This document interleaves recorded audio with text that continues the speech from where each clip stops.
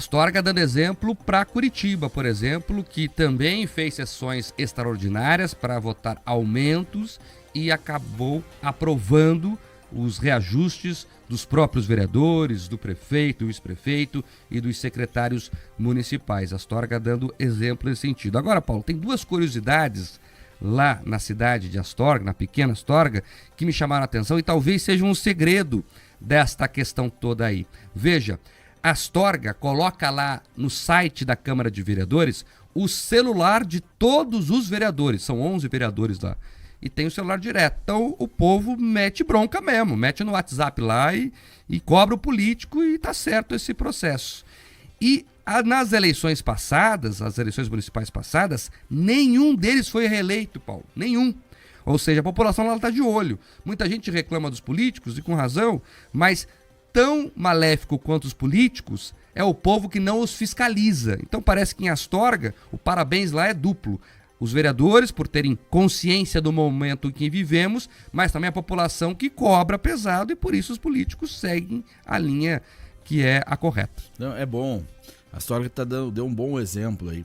E não sabia desse detalhe, que tem uma exposição e é assim que tem que ser mesmo.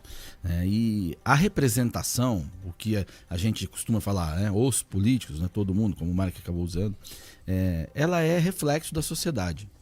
Né? Os políticos não vem de uma espécie diferente que chega aqui despassonada. Sai da sociedade, são pessoas que fazem o seu trabalho, têm as suas coisas, se candidatam e se elegem, assim como eu, assim como outros, né? Então, e carregam os valores que eles trazem, que eles formaram, na verdade, né? Estou um pouco confuso hoje, mas é assim.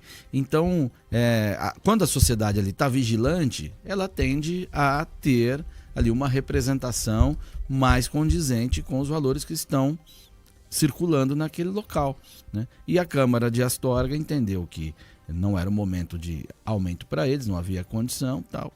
Não concederam e a instituição sai mais forte. Tenho certeza que a Câmara sai mais respeitada perante a sociedade local. Exatamente. Falando sobre esse assunto dos reajustes, Paulo, vamos trazer a pauta aqui também que fala sobre isso, porque os servidores federais estão prometendo greve, algumas categorias já até entraram em operações tartaruga, entregaram cargos comissionados, os servidores lá em Brasília, por exemplo, fizeram greve por reajuste salarial de 28%. É o momento, Paulo, eles estão corretos? Eles estão errados, é uma vergonha esse movimento. Vergonha. Tem muito servidor que nos ouve, tem gente que a gente respeita, tá tudo bem, mas eu não vou deixar de dizer isso. É uma vergonha. O setor privado perdeu emprego, quebrou, faliu, teve salário diminuído. E é o setor privado que financia o setor público. Não dá para falar em aumento. Não há condições para isso. O país ainda patina economicamente. Está com um endividamento enorme, de mais de 80% ainda, em relação ao PIB, pelo esforço que fez e que faz para pagar auxílio emergencial para quem está sem emprego, para quem não tem o que levar para casa.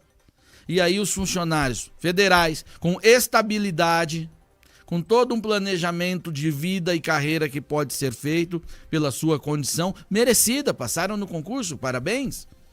Aí vem paralisar para fazer busca por aumento de 28%. Isso é coisa de sindicato, Mark. Eu não acredito que a grande massa de servidores que tem um grau de consciência, até por conta da sua própria formação, que é inerente à aprovação do concurso,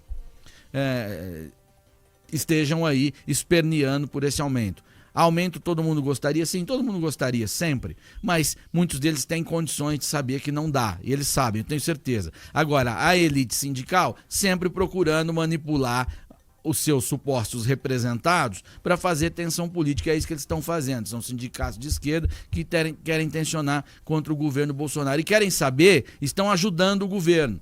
Porque toda a massa da população que não é funcionária pública fica indignada ao ver isso. Gente que está aí contando dinheirinho, quebrando porquinho para arrancar moeda.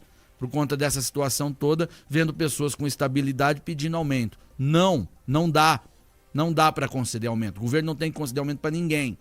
E esses irresponsáveis que estão usando isso apenas para fazer tensão política precisam ser desmascarados. E é interessante ver a contradição nos argumentos deles, né? Porque quando é para falar da pandemia, que o presidente vai mal na gestão, a pandemia não acabou, temos que cuidar das pessoas, a ciência, a proteção da vida e todo aquele discurso. Agora, quando é para pedir aumento, aí a pandemia acabou, Paulo. Aí não, aí veja, já acabou tudo, tem que voltar à vida normal. Isso, aí tá tudo bem, a arrecadação subiu e tal. A arrecadação pode até apresentar um índice positivo, mas é por conta de inflação.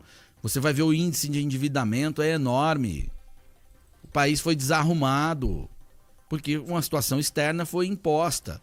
Né? Houve praticamente um consenso social de que era preciso que o governo auxiliasse pessoas e empresas. Então teve que gerar esses recursos. Regras foram relaxadas exatamente para enfrentar essa realidade. Aí vem o corpo de funcionários que foi privilegiado durante a pandemia, porque não cogitou-se rever salários, não cogitou-se rever estabilidade, esse tipo de coisa, impedir aumento de quase 30%, 28%, seja lá quanto for. Não, isso não é absolutamente razoável. Não é. Não pode ser assim. Tenho certeza que os funcionários que têm consciência não concordam com esse tipo de coisa. E o que me incomoda também é o tom de ameaça. Porque sempre vem assim, nós vamos parar os portos, nós vamos parar os aeroportos, no caso dos servidores da Receita, que ameaçam aí com as operações Tartaruga. Então, ou seja, a população fica refém de meia dúzia de sindicalistas, Paulo, porque tem medo agora que não funcionem os serviços essenciais para a economia, inclusive girar para poder pagar o salário deles mesmos, porque vem as ameaças dos piquetes sindicais. É a ditadura sindical que falamos ontem aqui, vamos falar sempre. Acabam os sindicatos fazendo terrorismo político. O que é isso? É você colocar uma população que não tem nada a ver com o seu objetivo, mas prejudicá-la para atingir um objetivo político, que é desestabilizar aquele que está no poder. É assim. Engraçado, né? Que quando querem criar problemas, chamam isso de operação padrão. Operação padrão. Né? Ou seja, o padrão do atendimento é o que cria problema, então. Exato. E é terrorismo mesmo, Paulo. Terrorismo é causar terror nas pessoas. Quando você fica ameaçando que vai parar tudo e que as pessoas vão ter as suas vidas prejudicadas por causa disso, você está ameaçando as pessoas, está causando terrorismo.